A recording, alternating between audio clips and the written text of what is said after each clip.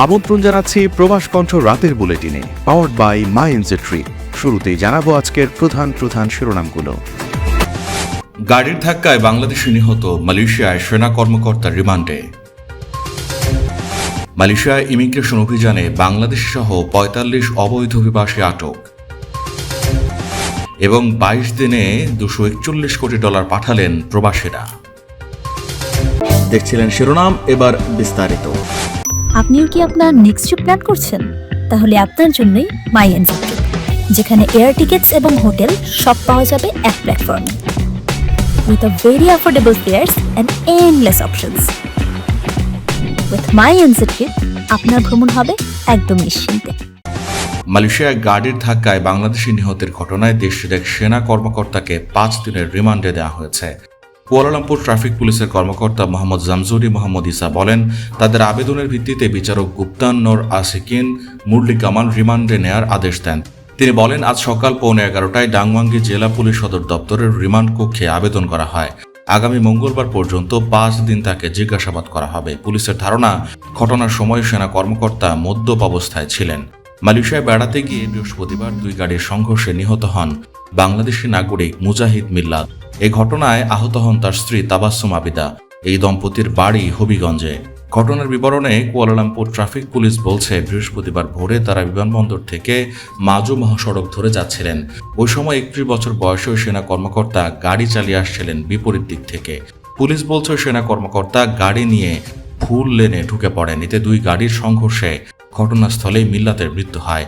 সংঘর্ষে সেনা কর্মকর্তা ও তার গাড়িতে থাকা এক নারীও আহত হন। ঘটনার পর সড়ক পরিবহন আইনে মামলা করে সেনা কর্মকর্তাকে গ্রেপ্তার দেখায় পুলিশ। মামলায় তার বিরুদ্ধে হত্যার অভিযোগ আনা হয়েছে। ইতিমধ্যেই মাদক পরীক্ষায় জানা গেছে, সেই সেনা কর্মকর্তা গাড়ি চালানোর সময় অতিরিক্ত মদ্যপান করে মদ্যপ অবস্থায় ছিলেন।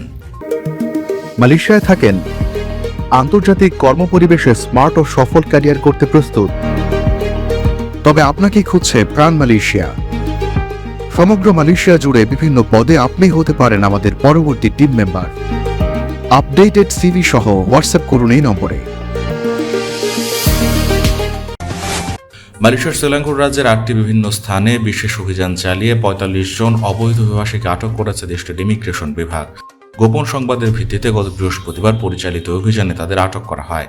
শুক্রবার এক বিজ্ঞপ্তির মাধ্যমে বিষয়টি নিশ্চিত করেছেন মালয়েশিয়ার ইমিগ্রেশন বিভাগের মহাপরিচালক দাতুশ্রী জাকারিয়া শাবান। ইমিগ্রেশন বিভাগ পুত্রজার এনফোর্সমেন্ট ইউনিটের 52 জন কর্মকর্তার সমন্বয়ে অভিযান পরিচালিত হয়।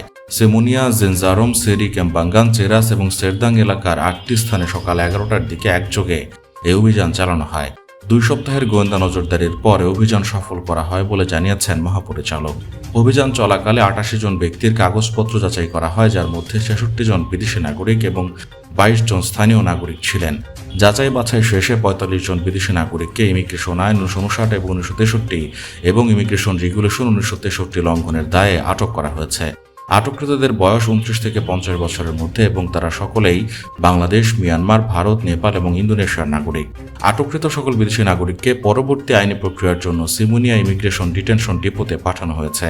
এছাড়া অবৈধভাবে বিদেশি নাগরিকদের কাজে নিয়োগ দেওয়ার জন্য 9 জন স্থানীয়কেও তলব করা হয়েছে। চলতি 2026 সালের এপ্রিল মাসে বাংলাদেশের রেমিটেন্স প্রবাহে ইতিবাচক ধারা অব্যাহত রয়েছে। মাসের প্রথম 22 দিনে প্রবাসীরা দেশে পাঠিয়েছেন প্রায় 241 কোটি 70 লাখ মার্কিন ডলার, যা বাংলাদেশি মুদ্রায় প্রায় 29,487 কোটি 40 লাখ টাকার সমান।